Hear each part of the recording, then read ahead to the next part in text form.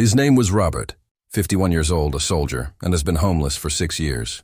After that, on November 3rd, 1977, he did something very bad. He bought a Tonight Show ticket with the last $8 he had. No, it wasn't because he liked Johnny Carson. He just wanted to spend 2 hours in a warm room with happy people where no one would yell at him or look right through him like he wasn't there. Just to remember what it was like to be human, that's all. Robert didn't want anyone to notice him. He sat in the back and tried to blend in. But about halfway through the show, a camera moved across the crowd and got something that no one expected. A homeless guy with tears in his eyes watched Johnny Carson as if it were the very idea of hope itself. Johnny saw it on the screen.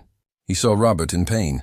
At that very moment, Johnny made a decision that cost NBC a lot of money. Break every rule in the manual and show that stopping everything to see someone who has been hidden for too long is sometimes the most important thing you can do. It was November 3rd, 1977, and it was Thursday night in Burbank, California. As usual, the Tonight Show was being filmed. John was really hot. The one-sided speech killed. People in the crowd loved it. Like a clock, everything worked. Robert Mitchell sat as far back as he could in row 12, seat 7. I couldn't see him at all. That morning he took a shower at a shelter and put on the cleanest clothes he could find. He wore a given suit jacket that didn't quite fit, pants that were too short, and shoes that had holes that he tried to hide. He had been putting money away for 3 weeks to buy that ticket. 8. He got all of his money from strangers who usually didn't look at him. It wasn't to see famous people with the ticket. It wasn't about the jokes Johnny Carson told. That wasn't the only way. For Robert, all he wanted was to be warm, sit somewhere clean, and be in a place where people were laughing instead of yelling. He tried to remember how normal things felt for 2 hours. Robert Mitchell wasn't always on the streets. He had been a totally different person 6 years ago. His time in Vietnam was over. 2 tours, came back with medals, bad dreams, and wounds that no one could see. PTSD wasn't really a name for it back then. The VA said it was because he was having trouble adjusting and gave him some pills that didn't help. He tried to stay strong by getting married and working at a factory, but his dreams got worse. The flashbacks began to happen. During the day, he was at work one minute and back in the bush the next. Someone was dying and he couldn't stop it.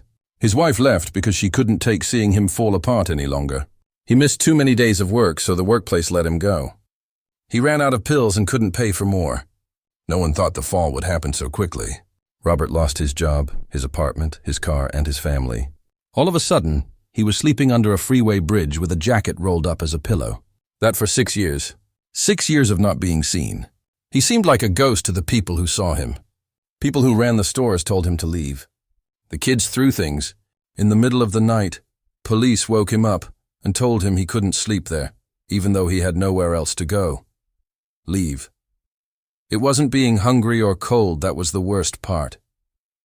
That he wasn't seen, that he had stopped being a person and was now just a problem to avoid or something to step around.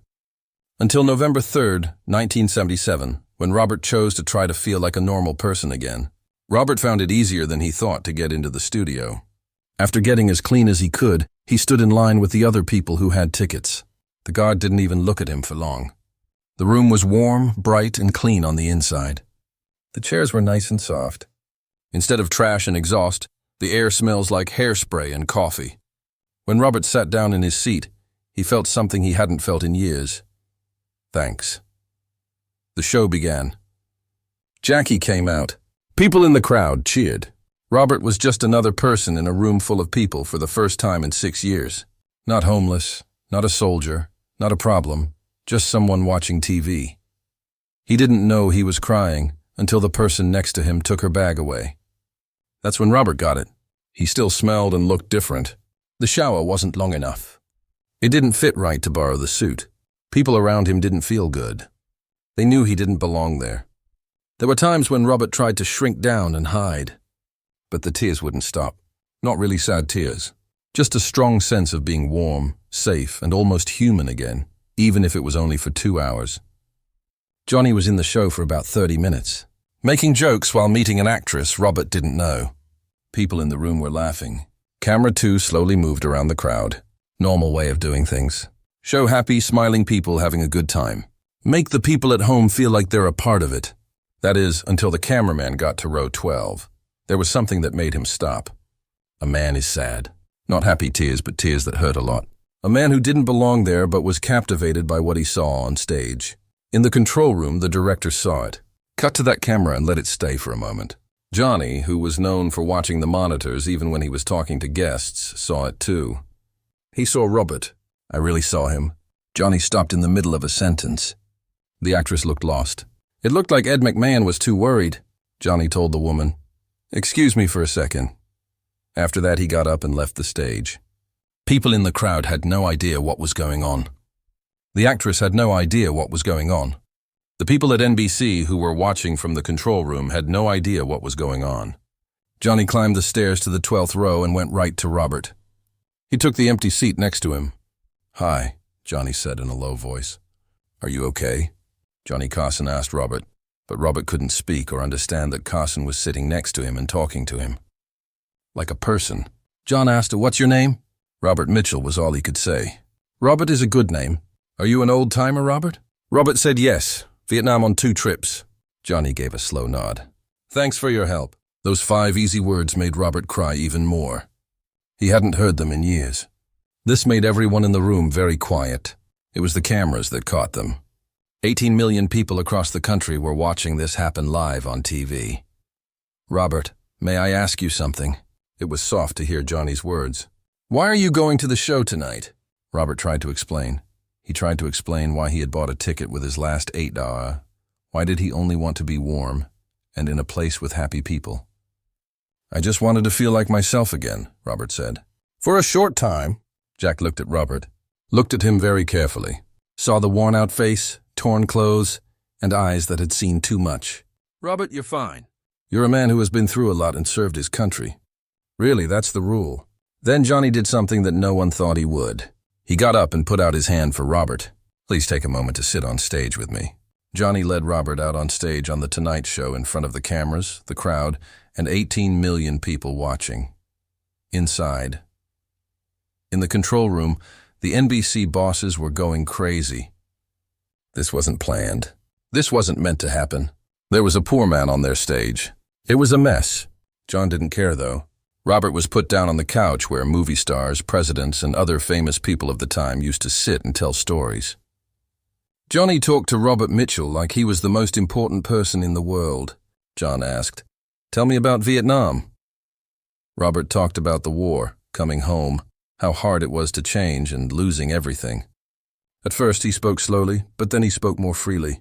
Johnny paid attention, really paid attention, asked follow-up questions, and treated Robert with the same care he showed to all the other guests. John asked, "Where are you staying now?" Robert told the truth. "Anywhere I can. Mostly under the highway." "That's not right," Johnny said. "We shouldn't treat our heroes that way." People in the crowd cheered, but it wasn't fake cheering. It was true. A lot of people were crying because they had never seen that before. A talk between 2 people. No acting up. There was no show. 8 minutes. That's how long Robert was on stage. 8 minutes that NBC lost in preparation time that cost them a lot of money. 8 minutes that broke all the rules of television. 8 minutes that made a difference in Robert's life. As soon as the cameras cut to instead of talking on air, Johnny kept talking to Robert off air. "Robert, please stay after the show. We'll figure this out." Johnny really meant it. While the tape was being made, Johnny took Robert to his dressing room, called his helper, and made some calls. In less than an hour, Johnny had booked a nice hotel room for Robert with a real bed, a shower, and clean clothes. That was not all Johnny did, though. Using his fame to get around the VA's red tape, he called Robert and got him into programs he had been trying to get into for years. Help with living, mental health issues, and getting a job. Johnny paid for everything without a fuss. Not told the press. Didn't do it to get attention. Helped a man who was in need. Johnny told Robert that night, "I'm not doing you a favor. This is what I should have done 6 years ago." The Tonight Show episode ran at the right time. NBC couldn't get rid of the Robert part. It had been shown live. Also, the response from the crowd was huge. The switchboard came on. A huge number,